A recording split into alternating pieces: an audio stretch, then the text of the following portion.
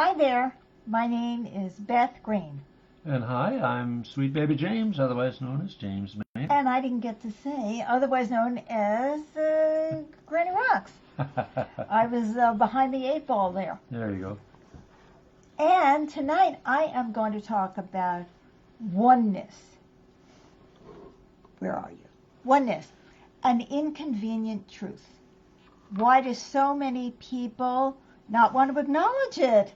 Really? Yeah, but before I get onto that really exciting topic, I'd like you to introduce our show. Yes, welcome to Inner Revolution, changing the world from the inside out. Where every Monday and Wednesday at 6:30 p.m. Pacific, we have the opportunity to hear Granny share her insights, her wisdom, and her very uncommon sense, along with a sense of humor as well. Thank you. So, all right, let's start. So, Elizabeth has said hello and sent us a heart Hi. already. So, hello back to you. Thank you so much. Okay. So, for many of us, the word oneness conjures up sweet moments of cuddling, right? Oh, we're in the oneness. Or something that some people would consider airy-fairy, mystical, that kind of thing, right? Well, I want to tell you that oneness actually is real, and it is palpable. It exists in the material world, and it can be not always cuddly-wuddly or airy-fairy. It can be downright dangerous or inconvenient. So that's what I want to start with. All right, now I'll explain that. Okay, first of all, we're all one on the spiritual plane, and we can feel our oneness by feeling one another's feelings. You know, you're impacted when you go into a room, everybody's anxious, you feel anxious too. So there's all those kinds of things. But there is physical oneness as well, meaning the incredible interconnectedness of our world. And why do so many people still refuse to acknowledge it as real? And Ali said, good morning, something, something in Turkish. And Karen said, hi, you Jew. Just butterflies. Hi, Karen. Hi, Karen. Always great to see our friends already. Now, first of all, I want to look at the scarier elements of oneness. At the moment, in fact, we are facing a worldwide pandemic, the latest coronavirus. I believe it's COVID-19 is the official name. Oh, looks like there's more comments. Amy said, I definitely don't want to acknowledge oneness and accountability when I'm being in a way that is hurting someone. And Lars said, love you, Granny, and I love you too. Oh, so nice. So, we're talking about this pandemic or this epidemic, certainly. This phenomenon of the coronavirus shows us that our fantasy of being able to isolate is just that, a fantasy. We can't. The virus is already spreading across the world. No matter how many fences we put up, and no matter how many communities have been quarantined, the virus is said to be spreading more easily because it can have few or no symptoms. See, you could be walking around with the coronavirus and you don't even know it. So you go to work and then you spread it to somebody else, right? Or you just, oh, I have a cold, right? So because of that, it can be easily and unknowingly spread. And while most people will survive with only a small percentage of people dying, if you've got a small percentage of a lot of people, that's a lot of death. See, isn't that fascinating? So, oh, Betty said, hi, Beth and James. Hi, Betty. Oh, Laura said, I saw the wave. So now, that's a lot of death, right? That's one of the inconvenient truths about our world being one. Another interesting thing about the spread of viruses that has to do with oneness that I had never thought about before, but I read about this today, is that being linked to human encroachment links us more to wildlife because we're sharing a more intimate space. Like we live in a place where there are mountain lions and bears, and lots of people live with coyotes and so on. Well, when the contact between wildlife and humans increases, it brings with that the risk of more infections. So, guys, this is oneness in action. And it's not, oh, airy-fairy, it's downright scary. Not airy-fairy, downright scary. Okay, now, and there's no way to escape the reality, is there? Trade, of course, is a similar phenomenon. Any item could be made in America, and it'll have made in USA, but its parts may have come from all over the world, right? Which means that any disruption in the supply chain can affect the availability of your item or its price. Yeah. Now, I just learned that about the connection between avocados and cartel violence in Mexico. The fact that Americans are falling in love with avocados, and not just avocados, but this is just one example. You're sitting here having your guacamole in the health food store, and you're thinking you're doing something great for yourself and the planet, and then you find out that the Mexican cartels are fighting and killing in order to monopolize the avocado trade. So your eating habits can be impacting the life expectancy of someone south of the border. Naomi said, "Hola, Granny Rocks. Hello. Un gusto volverlos a escuchar sus consejos." Okay, so as she is saying, it gives us pleasure, happiness to hear your thoughts and your advice. Thank you. Gracias, Naomi. In my fractured Spanish, that's the best I could do. Okay, now, isn't that fascinating, what I was just saying about avocados? And there's more palm oil, leading to deforestation. Climate change is a dramatic example of oneness in action. And we already know that, right? It's not just the air over your house that you're impacting. It's the air over my house. And it isn't just your nation. Let's say our nation uses a lot of fossil fuels. It could be making a rise in the sea levels thousands of miles away. So that's very obvious. But I wanted to bring up other examples that were not as obvious. And in fact, of course, there's some good stuff too, because we can have worldwide increase in knowledge and technology and so on that might save your life. Somebody in Chile may make a discovery that's going to save your baby. So it's a reality. The oneness, it's like we just can't pretend anymore. So if there are so many obvious examples, right, why do so many people refuse to acknowledge this reality? And that's what I want to talk about now. Well, first of all, acknowledging our oneness makes us feel vulnerable to decisions and behaviors of people we cannot control. Right? See, that guy in the field can't control how many avocados I eat. Right. Right? And he cannot control whether or not the workers go on strike in Italy. Mm-hmm. And I can't control if people are dying from the pollution that our factories are creating in other countries, right? So the decisions of so many people impact us, right? If they see that there is an illness and the government of that nation ignores it, that illness could be on a plane tomorrow to San Francisco. So it makes us aware that the decisions of other people can impact our lives dramatically, and vice versa. It makes us realize that we are accountable for the impact of our behavior, such as climate change or land utilization in other countries. We can't just close our eyes anymore and go, or, aren't we great, or whatever it is. Oh, that has nothing to do with me, climate change, if it's over there, right?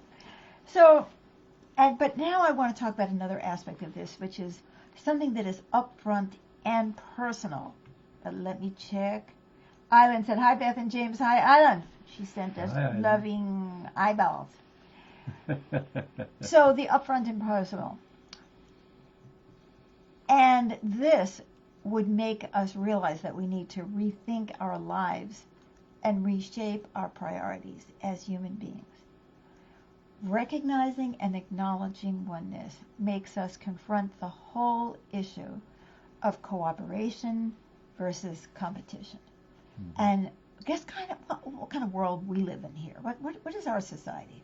What would you say? Competitive. Capitalism is all about competition. Free enterprise. Free enterprise, you know. So I'm not saying it's all bad. I'm just saying that it really does ground itself in competition now. And it is competitiveness that makes us afraid of one another and afraid of one another's power. See, if we were thinking cooperatively, then we wouldn't be afraid of one another's power. I'm going to give you a couple of examples. So let's talk about, out of childhood.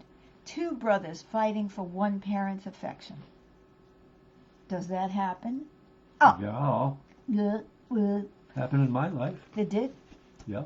So the result of two brothers fighting for one parent's affection can be a lot of fighting between the brothers. And it can also lead to one brother trying to suppress the other. I don't want my brother to do well because my father would love him more. Whether doing well is getting the highest grades or punching somebody out in the ring or being tougher or whatever it is. So suppose that's competition, right? Supposing the brothers acknowledge that they both need love and they decided to cooperate around that instead of compete. Maybe they can share that parent's affection. But beyond that, okay, but then I'm not going to have enough affection for myself if I have to share the affection with my brother. Then, I can't stand that. But supposing the brothers decided that since they both need love, maybe they could love one another. Maybe they could increase the amount of love available by feeding their relationship. Yeah. Right? Then they have less need to monopolize the love or attention of the parent, and everyone benefits. Imagine that. I mean, does that sound obvious? Did we do that? I don't remember doing that. I don't remember doing that. No. Now, what about couples? How many are still fighting one another for power within the relationship, even though we may not even acknowledge that we're doing it, ever did do it, or ever would consider doing it? No, don't forget the one-upmanship. One of them usually wants to be one-up in the relationship. Definitely. So this is born from our learning to compete from childhood, in our families, in our schools, in our society. And it is born from the fear of the power of others. If we learned as children that he or she or they who have the power get the biggest piece of meat, get the success, get the new pair of shoes, get the scholarship or whatever. Get the acknowledgement and the love and praise. Right. So the members of the couple will unconsciously undermine one another if one begins to rise. He or she is getting a little stronger. That means I can't dominate them anymore. If I can't dominate them, then they're going to dominate me, and then all hell is going to break loose, and that would be terrible, right? So if, on the other hand, the couple understands oneness, then the couple could truly support one another and support one another to rise, to gain, to become better, to become more powerful, because then the couple as a whole can benefit from their collective gifts and strengths. Now, I'm going to give you an example. Let's say the husband is better at parenting, just It's natural for him. Well, he could take on more of the child rearing, or he could help his wife by teaching her some of what he knows, instead of saying, oh, Marjorie, she's, just hopeless, in this. Let me do it, Marjorie, right? And oh, by the way, I get to be more bonded with the children. Oh, that's right, which means you get more love there, too, so there's the competition again. So if she learns more, so if they set it up so that he does more of the child rearing, or he helps her, then everybody is happier. The child is happier, the wife is happier, everybody's happier. In fact, the husband may understand that the reason that the wife isn't doing that well is either because she had lousy experiences as a child and doesn't know anything about taking care of it, or she's resented it because she took care of 15 children when she was growing up and doesn't want to do it anymore. Or maybe that mom is just tired and needs a break, and that's why she's testy. He could even say, oh, just relax, Marjorie. Why don't you go play with Agatha and I'll, wash the dishes. See, there are so many ways, and then everybody is empowered. The husband really hasn't lost anything unless he believes that he has. And Jacob said, love is beyond all thought. And Debbie says, hi, Beth and James. Hi, Debbie. So now, on the other hand, let's say the wife is better at business, and the couple could gain more financially through her efforts. Right now, if the husband has been brought up in this competitive universe where he's afraid that he's going to be dominated by the wife, then he says, oh no, she's encroaching on my area. I'm supposed to be better at business. I'm supposed to bring, And, she's going to have more economic power in the family. Exactly. She's going to be able to leave me. I won't be able to leave her. She's going to look better to the neighbors and to the, the family. The kids are going to think she's better because she's bringing home the money. I mean, there's a million thoughts that go along with that. It's all fear-based, fear of one another's power. But actually, if the wife is better at business, ethical business, of course, and she can bring home some steady income, then the whole family can relax. Oh my God, we can get Johnny a new bicycle. It's probably not a bicycle anymore. Now it's probably a computer. I'm thinking back 70 years ago, right, when there was bicycles and electrosets and stuff like that. So this is not just true for couples or individuals. I could go on. This is true within and between all groups. Every group, if we are still in the old competitive thinking, there is a pecking order, there is power, and who's got the power, who doesn't have the power, and we're all trying to grab it, or we act like we don't want it, but we really do, and we're hurting each other, and the energy is all, if you want to see an example of that, you just had to watch the Democratic Party debate on Tuesday, when everybody was out there trying to pull the other guy down. I mean, that was sad. I mean, almost everybody did that. And between groups, it's the same. It's the Republicans versus the Democrats. It's the Americans versus the world. It's the billionaires versus the people. There's no realization that we're all in this thing together.